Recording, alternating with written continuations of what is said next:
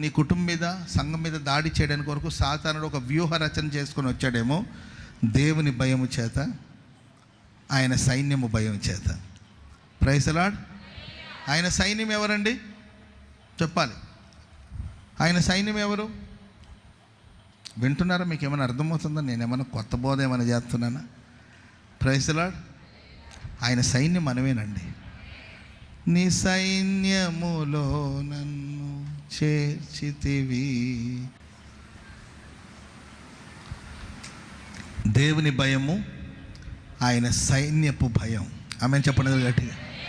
ప్రపంచానికి ఒకటి దేవుని భయం ఉండాలి, రెండోదిగా మీ భయం ఉండాలి. ఆమె చెప్పండి గట్టిగా. నిన్ను చూసి లోకం భయపడాలి, నిన్ను చూసి సాతానుడు భయపడాలి. Praise the lord.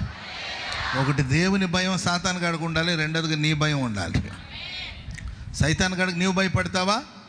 నీకు సాతాను భయపడాలా? ఒకటి దేవుని భయం వచ్చింది వాళ్ళకి, రెండోదిగా అమ్మో వీడితో పని కాదు, ఈ ఆశాతో పని కాదు, వీళ్ళతో పని కాదు. మరల పంక్తులు తీరి వాళ్ళు నిలబడలేకపోయారంట. నీ బ్రతుకు దినములనంటే ఏ మనుషుడిని ఎదురు నిలవనేరడంటే. ఇక నీ ఎదుట నిలబడాలంటే వాళ్ళకి ఒక దైవ భయం కలగాలి.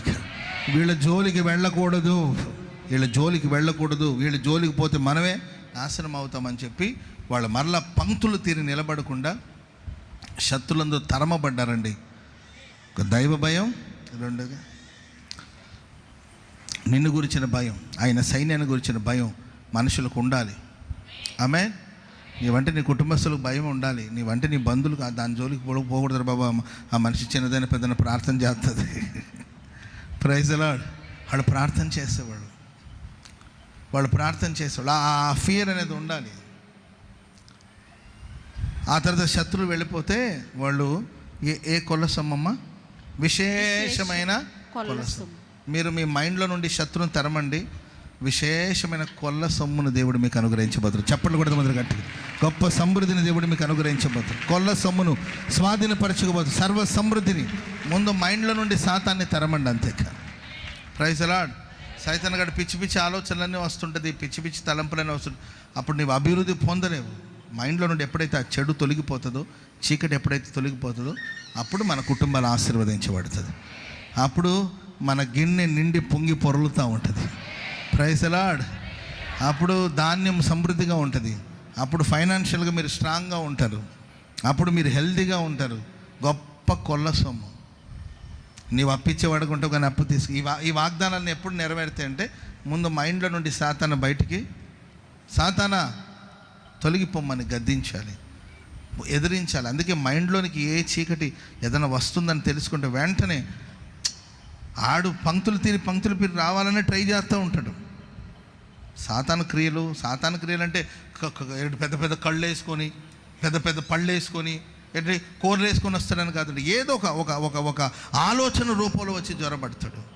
ఆ ఆలోచన మరలా దాని నుండి బయటికి రాలేరు. స్టక్ అయిపోతారు, బిగుసుకోపోతారు. కొందరు స్టక్ అయిపోతారు, బిగుసుకోపోతారు. అదే ఆలోచన ఏదో ఒకటి జరిగి ఉంటుంది, నష్టం. ఇదే దాన్ని ఏది టీవీ ఛానల్స్లో ఒకటే న్యూస్ ఒకసారి చంపుంటారు, దాన్ని ఇంచుమించు 500 సార్లు చూపిస్తారు. అర్థమైందండి?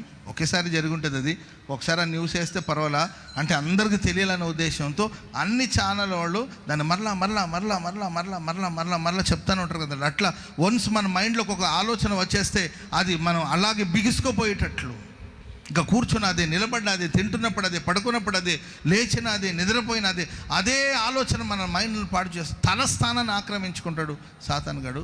ఆశ బయలుదేరాడు, యూదావారు బయలుదేరారు. ఆ తలస్థానంలో సాతాన్ని వెళ్ళగొట్టారండి. ప్రియులారా, మరల పంక్తులు తీరి నిలబడే శక్తి లేకుండా పోయింది. ఎందుకంటే ఒక దైవ భయం, ఒక సైన్యపు భయం వారికి కలిగింది. Praise the lord.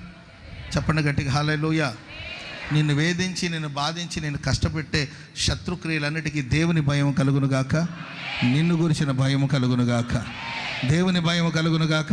నిన్ను గురించిన భయం కలుగునుగాక.